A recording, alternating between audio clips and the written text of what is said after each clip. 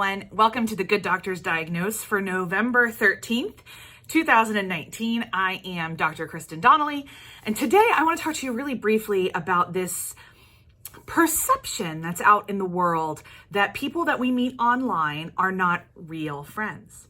There was an op-ed in a popular paper a couple weeks ago about how people that we meet online are not nearly as valuable to our lives as people that we meet or live with in real life, because the online friends can't, come to the hospital with us or be there at a 4 a.m. phone call or things like that. And I think this is a really dangerous assumption to make. First of all, more and more and more of our lives are lived online, not just with social media, and things that, we can have lots of conversations about Instagram and Facebook and things like that. But a lot of us work and telecommute and have conversations online. We're having a conversation online. And while you certainly probably don't consider us friends, we are definitely people that you know if you're watching this video in some way. I'm somebody who met my husband online. We met in an online dating situation, and we met in real life very quickly after that, but it was still the process that we met. Some of my closest friends, I'll be completely honest, I met on an online chat room in 1999, and I still haven't met them in person. But when things go pear-shaped in my life, they are usually the first women I go to. We have a Marco Polo group that goes in a loop. There's 10 of us on it, I think, and we share everything from what their kids are going to wear for Halloween to fears we have about our own health to, really, really silly stuff like how we all feel about the new Lizzo album, which isn't silly. It's very important, but you know what I mean. I have met, of the 10 women, I've met 3 of them. And I have no knowledge of when I'll meet the other.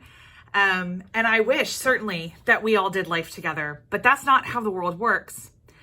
I'm also deeply worried about this kind of perception that real life friends and online friends are different, because we've been, as humans, communicating and doing life with people via communication for a long time.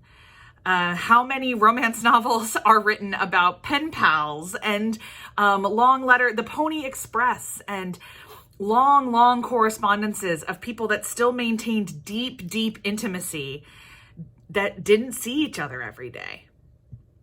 All of this to say, one, that there is some really important ideas about how to create community online, what intimacy can look like, what vulnerability can look like. And if you are somebody who runs any sort of company in which online is going to have to be a thing, so you run telecommuting or anything like that, understanding that communication is different online than it may be in person is an important step in the process, for sure.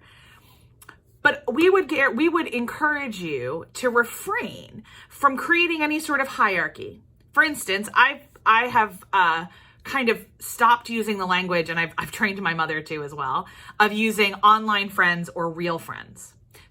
Or real life friends, because my online friends are my real life friends too. So instead we use the language in my family of online friends and offline friends. Even with my online friends, I'm part of several group discussions, not just that Marco Polo group, but I'm part of several communities that exist almost exclusively online. And as is my husband, and that's been our lives for a long time. Even in those spaces, I'm very careful not to call people offline, real. IRL is a really popular abbreviation for online spaces to say in real life. And I don't use them there either. In those spaces, I also say online and offline friends. Because just because relationships look different doesn't mean that anything is less than or greater than, simply by the nature of the communication that you enjoy.